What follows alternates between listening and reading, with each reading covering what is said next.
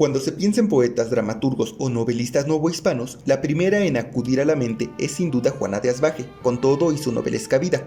Luego llegan borrosos pensamientos de un tal Carlos de Sigüenza y Góngora y otro fulano llamado Juan Ruiz de Alarcón. Con suerte, llega también Fernández de Lizardi, y eso por ser el autor del Periquillo Sarmiento, esa novela que a todos nos regalaron en la primaria. Es decir, de los 300 años solamente ubicamos a la brillante Juana de Asbaje, y no precisamente por haber leído sus obras, sino porque Octavio Paz la volvió famosa con su libro Las trampas de la fe, libro que por cierto debería leerse como una novela y no como un estudio histórico. Las obras del primer siglo novohispano podrían parecernos muy características de su momento. Por ejemplo, Cervantes de Salazar escribió un túmulo imperial en 1560 para conmemorar la muerte de Carlos V, o la Carta del Padre Pedro de Morales de 1579, donde relata en verso los festejos que hicieron los jesuitas para celebrar la llegada de las reliquias enviadas por el Papa Gregorio XIII en 1578. Con un carácter menos descriptivo del momento se encuentra el cancionero de Pedro Trejo de 1569 y el compilado llamado Flores de Poesía Varia, hecho en 1577. Este último pretendía ser una compilación de 5 libros. El primero debía tratar de todo lo que se pudo recoger a lo divino, el segundo era de amores, el tercero de lo mismo, el cuarto de burlas y el quinto de cosas diferentes que no pudieron aplicarse a los demás libros. Solo tenemos 2 de los 5 mencionados, pero entre las distintas composiciones que sí tenemos se encuentra un poema hecho por Martín Cortés, del que no sabemos si era Martín Cortés el Mestizo o si era Martín Cortés Zúñiga. Hay además unos poemas medio crípticos escritos por Francisco de Terrazas, donde alaba a su amada pronunciando su nombre de manera velada, con un estilo poético llamado petrarquismo. Este Francisco de Terrazas era hijo de un conquistador con el mismo nombre. Algunos cronistas e historiadores los confundieron creyendo que padre e hijo eran la misma persona. De hecho, Carlos María de Bustamante se empeñó en demostrar que Terrazas era el autor de la relación del conquistador anónimo. Probablemente lo convencía el hecho de que Terrazas hijo sabía toscano, es decir, italiano, y que la relación del conquistador anónimo estaba escrita originalmente en italiano. La obra cúlmine de Francisco de Terrazas y probablemente de toda la poesía novohispana del siglo XVI fue Nuevo Mundo y Conquista, poesía épica donde se relata la conquista de México como un suceso trascendental.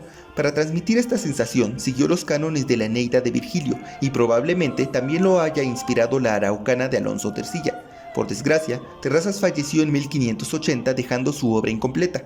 Miguel de Cervantes no se enteró de esto y en la Galatea, publicada en 1585, mencionó a Terrazas junto a los demás grandes poetas vivos del Nuevo Mundo. Este error de Cervantes llevó a algunos a suponer que Terrazas murió hasta 1595. Los novohispanos le pidieron al rey que contratara a un cronista de Indias que también fuera poeta para que diera seguimiento y conclusión al Nuevo Mundo y Conquista.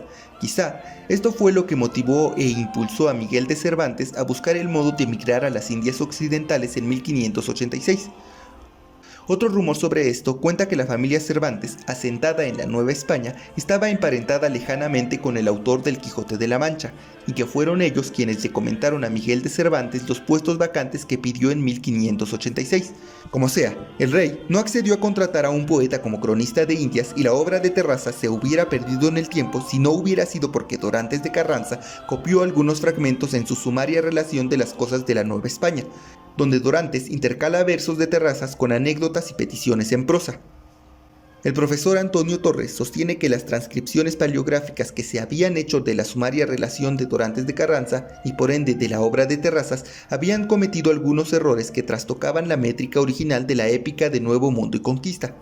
Pero así como el manuscrito Guatemala de la historia verdadera de Bernal fue descubierto hasta 1840 y la crónica de la Nueva España de Cervantes de Salazar fue descubierta hasta la primera década del siglo XX, esperemos que algún día, traspapelada entre otros documentos, aparezca el poema de Terrazas. El peregrino indiano de Antonio de Saavedra fue el último poema épico escrito en el siglo XVI.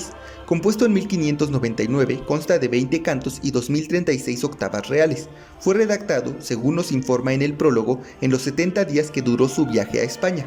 También nos comenta que pasó 7 años reuniendo los materiales históricos para su composición. Saavedra consideraba su poema como historia y se refería a él como la verdad histórica.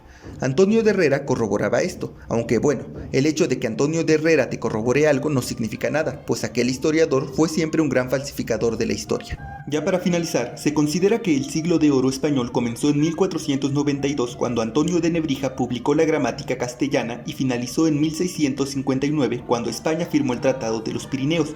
Así pues, los novohispanos expuestos vivieron en pleno siglo de oro de la literatura hispana. La música que suena en el fondo del video fue compuesta por Gaspar Fernández para festejar al nuevo virrey Diego Fernández de Córdoba.